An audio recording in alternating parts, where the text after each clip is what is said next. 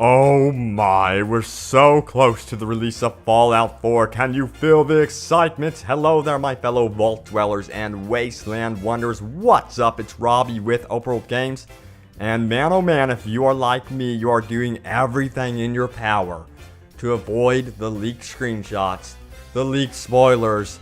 They're everywhere. They're all over Reddit, they're all over forums, they're all over the interweb. So be careful out there, and just know that this video will not contain any story spoilers or stuff like that. It is 100% dedicated to gameplay features, but a Spanish player got their hands on Fallout 4 and did reveal some new details for us. We've got difficulty settings, and all sorts of things about the HUD combat, minigames, legendary enemies, rare loot, all sorts of goodness. So we're going to dive straight into that right now. Let's start out with the difficulty settings. As you guys know, I would love to see a hardcore mod added to Fallout 4 down the line. So the difficulty settings are very easy, easy, normal, hard, very hard, and something called survival. Maybe they already have a hardcore mode already in the game. That would be so dang cool. Now, as you up the difficulty, what it's going to change is the damage resistance of enemies and the rate that legendary enemies appear on the map. Now, get this about legendary enemies. This is really cool.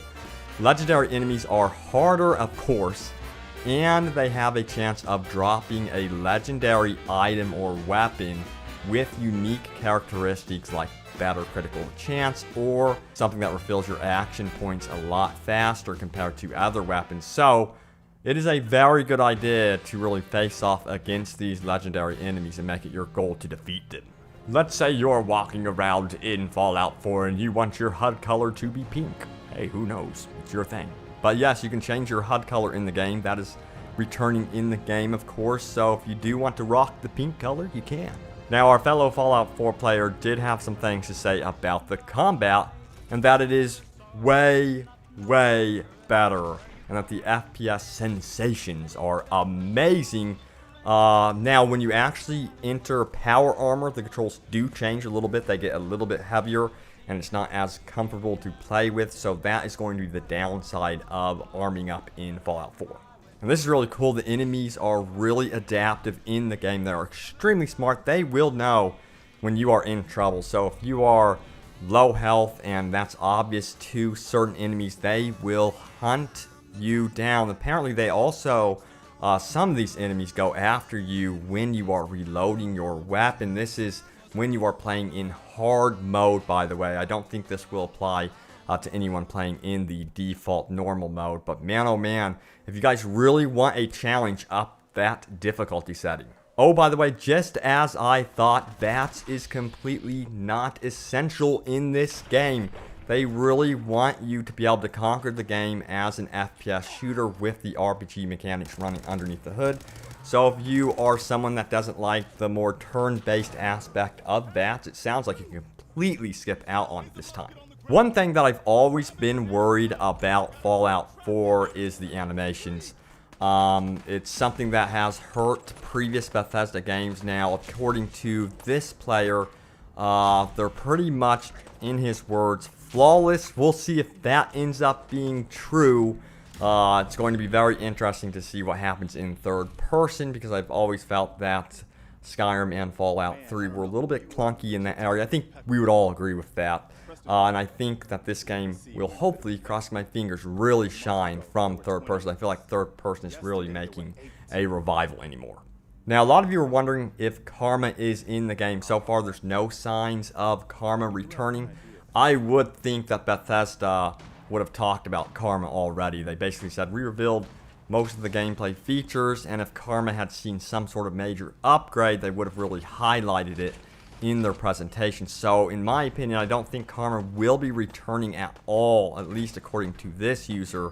But it would be cool, and this part is speculation, to see, you know, the factions in the game have their own reputation system. Now that's something I would love to see, but even that doesn't have confirmations yet. So he does go on to mention settlements. That's going to be pretty much a full-time job in this game if you do decide to take on settlements. If you thought, you know, jumping into a Fallout game was overwhelming, it sounds like that it's going to be even more so this time with the additions of Settlements. And, you know, Todd Howard and Bethesda have confirmed previously that Settlements are completely optional.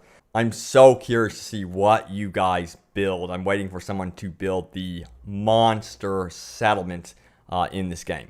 Now, you aren't limited to just settlements to craft your weapons and gear. You can find other red workstations throughout the world, but someone may be blocking your way to them because they may have ownership over these. So you will have to undertake certain quests to really please them and gain access to their workbench. A lot of you are wondering also, when you are roaming throughout the world of Boston, would you get notifications about your settlement? Would you be informed, hey, your settlement is under attack? That sort of thing. Yes, that is going to be in the game. You'll get a message giving you the option to go and help out your people, or if you are an evil SOB, you can leave them to their terrible fate. Alright, so this is probably one of the more important aspects of new-gen open-world games, or, you know, current-gen now, but whatever. But loading times are a huge deal anymore. So for the smaller buildings like little houses, that sort of things, they require no loading screens. That's awesome. Now, big buildings do require some loading, very short, brief black screen. But if you do want to fast travel, that's going to take a little bit longer because it is streaming all of the game world as you jump from place to place. And also, here's another look at the glowing sea. We got to see it briefly in the reveal trailer for Fallout 4 during E3, but here's an extended look thanks to recent Fallout 4 concept art. And as you can see, there are a wide variety of locations in this game to explore, all with their different color palette and tone. And we've got a new character called Tinker Tom. He looks like he could be someone that has crafting know-how. Perhaps he can be convinced to join your settlement. And the layered armor system looks pretty damn sweet on our raiders here. And super mutants return, and we see various different types. This is so you can recognize which super mutants are the legendary mutants. So these guys are going to be carrying the more rare items and weapons that they can actually drop. So you're going to want to hunt them down. A wide variety of weapons were also shown off. The customization for these weapons is out of this world. You can optimize your guns for speed, accuracy, and handling. And you can also optimize your melee weapons as well. This system really does remind me a lot of what Ghost Recon Future Soldier was trying with all the various attachments. And the melee weapons look freaking epic. We will also be seeing a Nuka Cola Gun. Since Nuka Cola gave you 3 rads and 10 hit points in Fallout 3, I'm really curious to see what in the world this could be used for. I mean, it could be that you could poison an enemy to death while at the same time lending them hit points. Perhaps the poison is so potent it negates the hit point additions that you are giving out. Or it could be a support tool for healing your companions in some way. You just have to be careful that you don't poison them at the same time. Maybe they're trying something unique like that. Who knows? What do you guys make of it? Well, there you guys have it. All the latest happenings around the world of Fallout 4. We are so close to the release of this game. Exciting times indeed for both Fallout fans and open world gamers. I will see you guys on November 10th in the Boston Wasteland. See you guys there. And thank you so much for watching.